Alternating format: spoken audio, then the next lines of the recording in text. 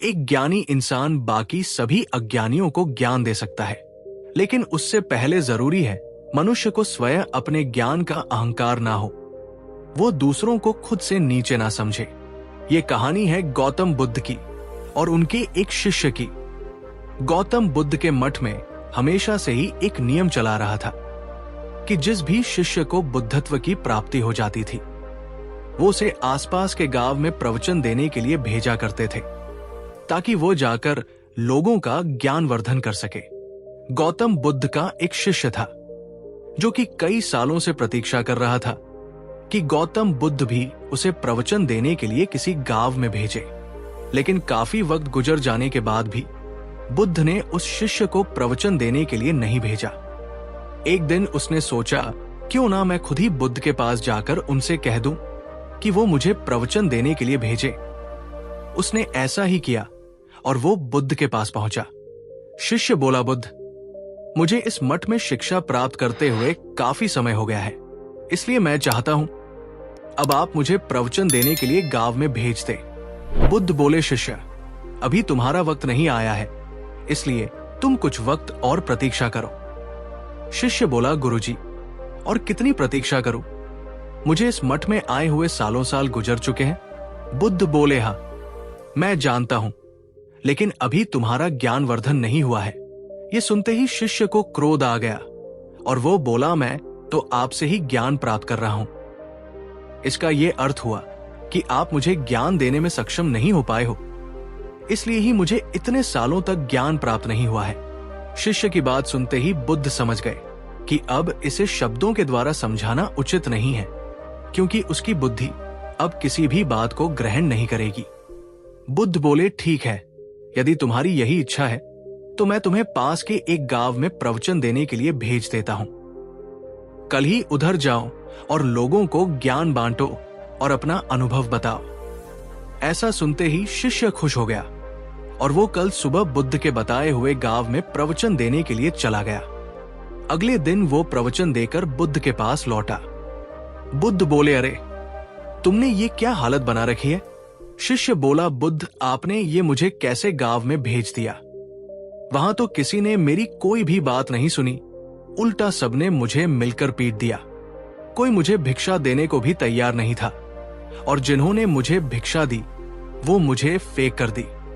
उस गांव के लोग तो बड़े ही अज्ञानी और मूर्ख हैं। ऐसे अज्ञानी और मूर्ख लोगों के पास आपने मुझे क्यों भेजा?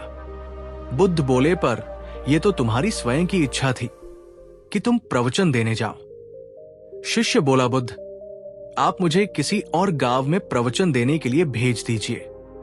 बुद्ध बोले, ठीक है, लेकिन मैं तुम्हें कल नहीं परसों भेजूंगा, ताकि तुम्हारे घाव भर सके। और वैसे भी कल मैंने अपने एक और शिष्य को प्रवचन देने के लिए उसी गांव में भेजा है।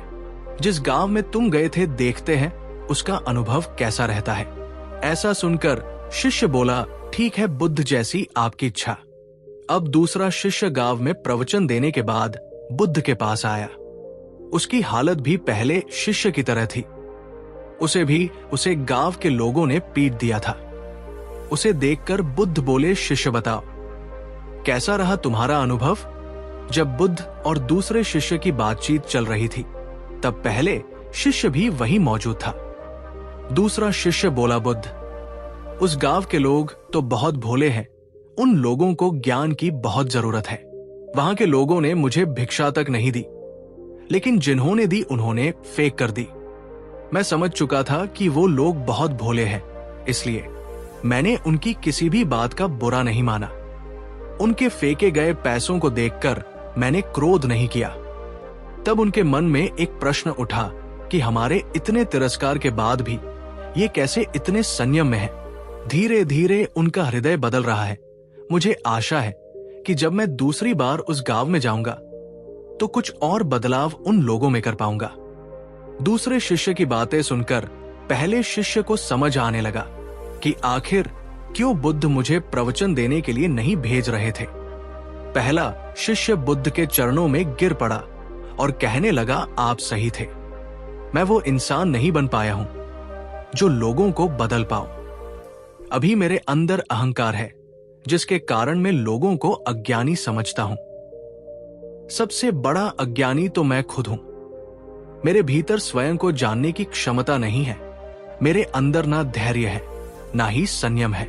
बुद्ध बोले, शिष्य कभी भी कोई भी कार्य तुरंत सफल नहीं होता। लोगों को समझने के लिए पहले हमें उनसे सहानुभूति रखनी होगी। उनके द्वारा दिए गए कष्टों को भी झेलना पड़ेगा। सब कुछ हमेशा धीरे धीरे बदलता है, लेकिन उससे पहले जरूरी है मनुष्य का स्वयं बदलना। हर परिस्थिति में हमेशा अच्छे इंसान बने रहो। चीजें भले ही देर से सही हो, लेकिन होती जरूर है।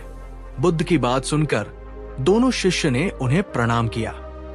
इस कहानी से हमें यह शिक्षा मिलती है कि एक ज्ञानी मनुष्य को हमेशा ही संयम से काम लेना चाहिए। यदि उसके भीतर संयम नहीं होगा तो वो किसी दूसरे को कभी भी ज्ञान नहीं दे सकता।